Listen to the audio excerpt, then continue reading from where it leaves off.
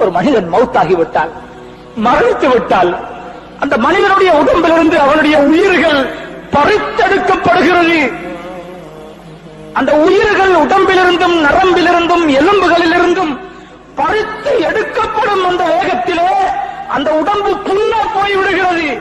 எந்த ஒரு மையத்தும் அந்த காட்சியை தாங்க மாட்டார்கள். ஒரு மனிதன் மரணித்து விட்டால் உடனே என்ன செய்கிறார்கள்?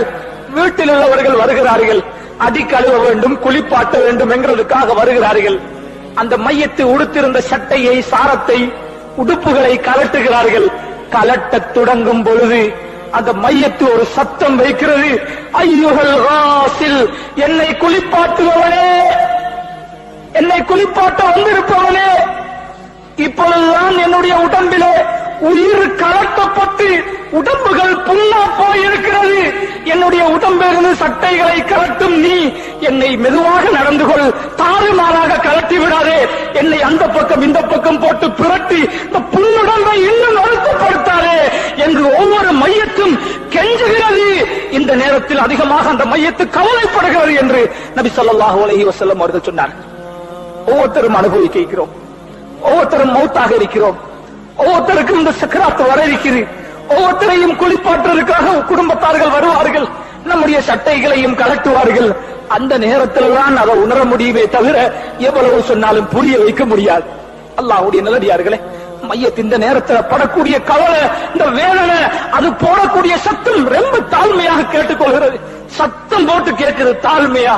புண்ணுடம்பு, புண்ணுடம்பு, இதை தாக்கி விடாதே, மென்மையாக மிருதுவாக பூ போல என்னுடைய உடம்பை நடத்து, என்னால தாங்க முடியாது என்று அவனுடைய குளிப்பாட்டுவனிடத்தில் கெஞ்சி கேட்டுக் கொள்கிறது. இந்த சத்தத்தை மனிதனையும் ஜின்களையும் தவிர உள்ள உலகத்திலே உள்ள அத்தனை உயிருள்ள வஸ்துக்களும் கேட்கிறது என்று நபி ஸல்லல்லாஹு அலைஹி வஸல்லம் அவர்கள் சொன்னார்.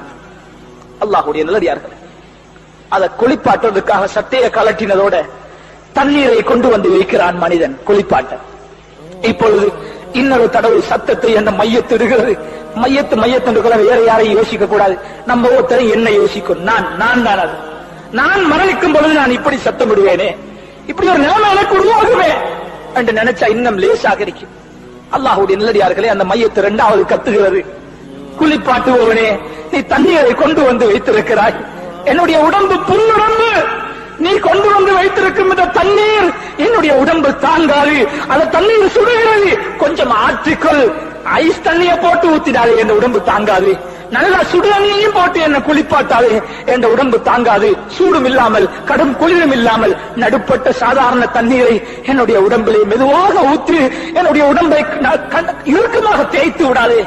உயிரோடு இருக்கும் பொழுது என் உடம்பை தேய்க்கிற மாதிரி நான் மௌத்தாகிட்டேன் என்ன அப்படி தேய்க்காது. இது கத்துகிறது.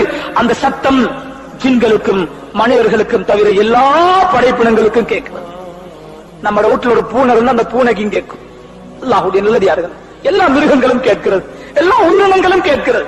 பிறகு இந்த மனிதனை குளிப்பாட்டி விட்டு கஃனிட தொடங்கும் பொழுது இந்த மையத்தை சொல்லுகிறது, கஃனிடுவதற்காக என்னை கொஞ்சம் தூக்குவீர்கள், கவனமாக என்னை தூக்குங்கள், என்னை கண்டவோடு என்னை புலங்காதீர்கள், கண்டவோடு என்னை பிறட்டாதீர்கள், ஏற்கனவே வருத்தத்தில் நொந்து போயிருக்கிறேன், என்னை கவனமாக மிருதுவாக கண்ணியமாக நடத்துங்கள் என்று கெஞ்சி கெஞ்சி கேட்டுக்கொள்கிறது. அதனாலதான் குளிப்பாற்ற நேரமும் குடும்பத்தில் உள்ளவங்க அந்த இடத்துல இருக்கணும். குடும்பத்தில் உள்ளவங்க மையத்துடைய வேலைகளை செய்யணும், ரொம்ப கண்ணியமாக நடந்து கொள்வாங்க. புறத்தி மனுஷனுக்கு இதெல்லாம் விளங்காது. அவருடைய வேலையை முடிக்க அவர் அவசரமா செயல்படுவார். அது மையத்துக்கு வருத்தமாகவும் அமையலாம். அல்லாஹ்வுடைய நல்லடியார்களே, கஃனிடும் பொழுது அந்த கஃனை செய்து முடிக்கும் பொழுது சொல்லுகிறது, என்னுடைய கஃனை மூடும் பொழுது முதலாவது முகத்து பக்கத்தை கட்டிடாதீங்க, முதலாவது என்னுடைய கால்களை மூடிவிடுங்கள், இரண்டாவது இடுப்பை மூடுங்கள், என்ற முகத்தை கடைசியா மூடுங்க, கடைசியா முகத்தை மூடுங்க. என் குடும்பத்தை நான் ஒருக்க பார்க்கணும். இதுக்கு பிறகு இவங்களை பார்க்க முடியாது. இனிமேல் நான் இந்த முகங்களை பார்க்க உலகத்துக்கு மீண்டும் வர மாட்டேன். கடைசியாக என்னுடைய வீட்டிலிருந்து நான் அல்லாஹ்வை சந்திப்பதற்காக செல்லுகிறேன், கபருக்கு செல்லுகிறேன். என் முகத்தை கடைசியா மூடுங்க, கொஞ்சம் என் பிள்ளைகளை பார்க்கணும், வந்திருக்கிற சொந்தக்காரர்களை பார்க்கணும் என்று அந்த மையத்து ரொம்ப பணிவாக சத்தமிட்டு அங்க இருக்கிறவங்கள்ட்ட கேட்டுக்கொள்வதாக நபி ஸல்லல்லாஹு அலைஹி வஸல்லம் அவர்கள் சொன்னார். அல்லாஹ்வுடைய நல்லடியார்களே, இந்த உலகம் சிறுசி, இதுல இன்பங்கள் சிறுசி. இதை கண்டு நாங்க ஏமாந்து தீக்கிறோம். ஒரு பெரிய வாழ்க்கை எங்களுக்கு பின்னாலே, மௌத்துக்கு பின்னாலே ஒரு நீண்ட ஹதீஸ், ஒரு சில விஷயங்களை ஞாபகத்திலே வைத்து. ஆகவே அல்லாஹ்வுடைய நல்லடியார்களே, இரவில் தூங்குகிறோம், அன்புள்ள மனைவி பக்கத்திலே தூங்குகிறாள். காலையில் இவளை சந்திக்கலாம் என்கிறதுக்கு என்ன உத்தரவாதம்? என்ற பிள்ளைகள் பக்கத்தில் இருக்கிறார், நான் இல்லாமல் இயலாது என்று சொல்லிக் கொண்டிருக்கிறோம். அடுத்த நிமிடம் எனக்கு மரணம் வந்து விட்டால் என் பிள்ளைகளுடைய செய்தி என்ன? என் தாய் தகப்பன் செய்தி என்ன? என்னை பெற்றவர்கள் இப்பொழுது கபரில் இருக்கிறார்கள், கூட பிறந்தவர்கள் கபரில் இருக்கிறார்கள். இந்த நிமிடம் என்று வெள்ளிக்கிழமை இந்த நேரத்தில் அவர்களுடைய கபரிலே அவர்களுக்கு என்ன நடந்து கொண்டிருக்கிறது? என்ன நடக்கிறது? சிந்தித்து பாருங்கள் சகோதரர்கள், என்ன நடக்கிறது? சொர்க்கத்தில் இருக்கிறார்களா? நரக படுகொலையில் இருக்கிறார்களா? அவர்களுடைய நன்மையின் காரணமாக கபரில் இருந்து உயர்த்தப்பட்டு சுவர்க்கத்துக்கு சென்று விட்டார்களா? அல்லது அவர்களுடைய பாவத்தின் காரணமாக அந்த இருட்டறையிலே நொறுக்கப்பட்டு அல்லாஹ்வுடைய தண்டனைக்கு உட்பட்டு விட்டார்களா? யாருக்கு தெரியும்? இதே நிலைதான் நமக்கும் வரப்போகிறது. ஆகவே உலகத்துல எங்க போனாலும், எந்த நாட்டுக்கு போனாலும் மௌத்த மறந்து மட்டும் வாழக்கூடாது. மௌத்த அடிக்கடி நினைக்கிறது அமல் செய்வதற்கு லேசி, தொழுவதற்கு லேசி, ஜிக்ர் செய்வது லேசி. மௌத்தை நினைக்கிறவன் அமல் லேசி, ஜிக்ர் லேசி, குர்ஆன் ஓதுறது லேசி, குடும்பத்தை தீனுடைய அடிப்படையிலே, இஸ்லாமிய அடிப்படையிலே வழிநடத்துறது லேசி, வியாபாரம் செய்யறது லேசி, ஹலாலாக நடந்து கொள்றது லேசி, ஹராத்திலிருந்து தவிர்ந்து கொள்றது லேசி, மௌத்தை முன்வைத்து வாழும் பொழுது. ஆகவே எல்லாரும் அடையவிருக்கும் அந்த மரணத்தை அல்லாஹ் நம் அத்தனை பேருக்கும் சாந்தியானதாக, ஈடற்றம் மிக்கதாக ஆக்கி அருள்வானாக. யா அல்லாஹ், எங்களுடைய பாவங்களை மன்னிப்பாயாக, நன்மைக்கு வழிகாட்டுவாயாக, பாவத்திலிருந்து நம்மை பாதுகாப்பாயாக. நாம் எல்லாரையும் காத்துக் கொண்டிருக்கும் அந்த மௌத்தை யா அல்லாஹ், அந்த மௌத்துடைய சக்கராத்தை நமக்கு லேசுபடுத்துவாயாக. சக்கராத்துடைய வருத்தத்தை கொண்டு நம்மை சோதித்து விடாது யா அல்லாஹ்.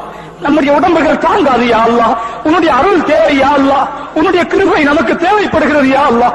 நமக்கு நேரான வழியை காட்டுவாயாக, உனக்கு விருப்பமான வாழ்க்கையை நசீபாக்குவாயாக. நபிகளாரின் வாழ்க்கை வழிமுறைகளை நம்முடைய வாழ்க்கையில் எடுத்து நிற்க தௌபு செய்திடுவாயாக. பாவம் செய்பவர்களை பாவத்திலிருந்து பாதுகாத்திடுவாயாக. நன்மைகளை விட்டும் தூரமாக வாழ்பவர்களை நன்மைகளின் பக்கம் நெருக்கி வைப்பாயாக. உலகத்திலே சுவர்க்கத்துக்காக உழைக்க தௌபு செய்திடுவாயாக. உலகத்துக்காக உழைக்கிறோம் யா அல்லாஹ், உலகத்தை கோடி கோடியாக சேர்த்து வைத்திருக்கிறோம் யா அல்லாஹ். ஆகிரத்தை மறந்திருக்கும் நமக்கு நம்முடைய சிந்தனைகளை தூண்டி விடுவாயாக. கபரை, மௌத்தை, மஹ்ஷரை, சுவர்க்கத்தை, நரகத்தை நம்முடைய முன்னால் வைத்து அதற்காக உழைக்கக்கூடிய நல்லடியார்கள் கூட்டத்தில் நாம் அத்தனை பேரையும் ஆக்கி அருள்வாயாக. ஆமீன், ஆமீன். أشهد أن لا إله إلا الله